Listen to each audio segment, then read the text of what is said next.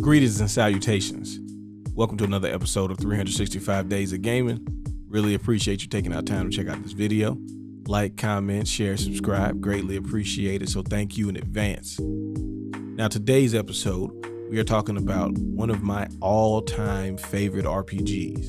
And a game that only came out for one system, never surfaced again. Good luck finding it. Lost Odyssey. If you are familiar with Lost Odyssey, then I don't need to tell you why I think it's one of the best RPGs ever. But if you are unfamiliar with Lost Odyssey, let me give you just a little synopsis, okay? The main character is Kaim.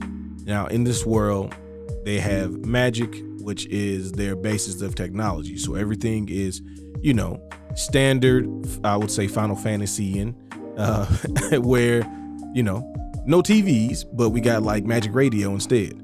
So in this world, there are a handful of people, Kaim being one of them, who are immortal and they can't die.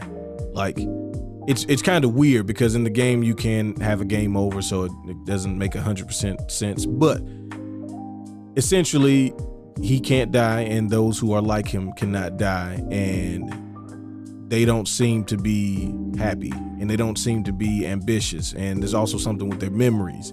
So there's some things going on, but one of the things is, as you play throughout the game, Kaim will come across these situations or these instances where he gains a fraction of his memories back.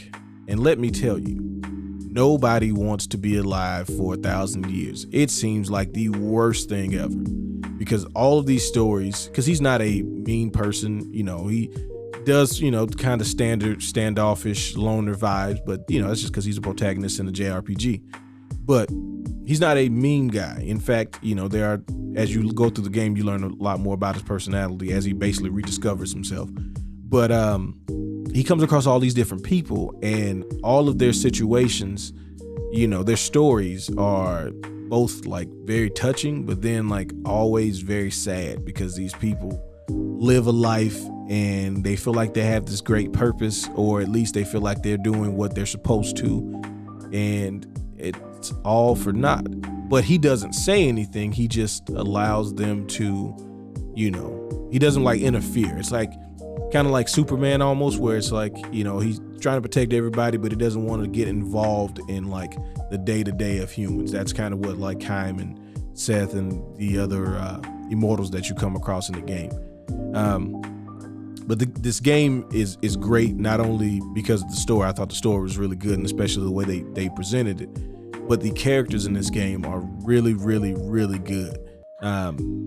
One of the humans that accompany you, because everybody else is just essentially regular humans, is Jensen. And Jensen is the mage that you get in the beginning, and he is hilarious. One, because he is the comedy relief, clearly, but also, again, all of these people that you come across and all of these different characters that you learn about, they have all of these layers to them. And this was a time, post Final Fantasy X, where I felt like RPGs they weren't hitting on all cylinders. Okay. We got some, they weren't bad, but like Final Fantasy X hit a point for me that I thought that, every RPG was going to hit.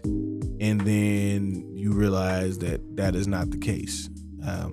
And it was kind of, I was kind of like, oh man, is this RPG thing dead? And then we get, a couple of games that were on the 360, one of them being Lost Odyssey, both being made by Miss Walker, so you can look up which one is the other one, because I'll probably do a video on it before we're all said and done. But this game was like, it was part of a concerted effort by Microsoft to get some RPGs, because, Japanese players weren't buying the 360.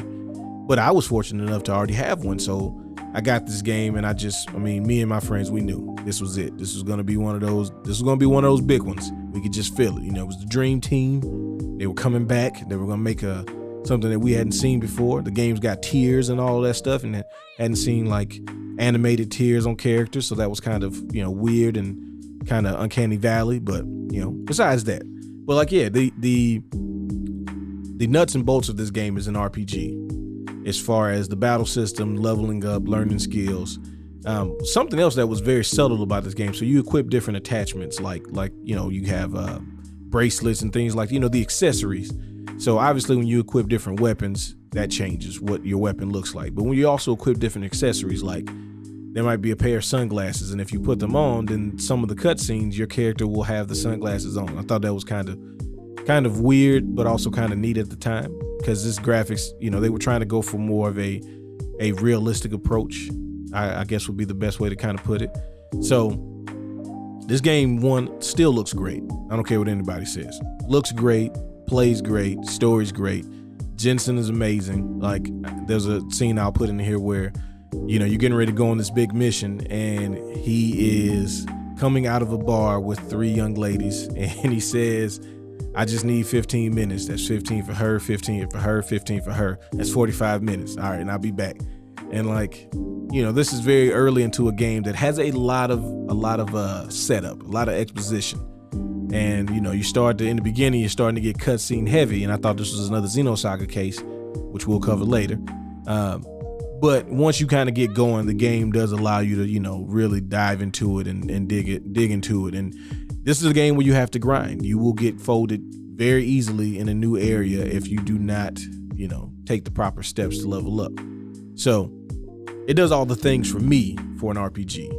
But if you've played this game, did it do all those things for you? If you have thoughts, comments, feelings about this game, I would definitely like to hear them. Like I said, this is one of my favorite RPGs, so I like to hear stories about people who enjoy the games that I enjoy as well. And as always, I appreciate you letting me reminisce with you. Y'all have fun. Y'all be safe. Peace.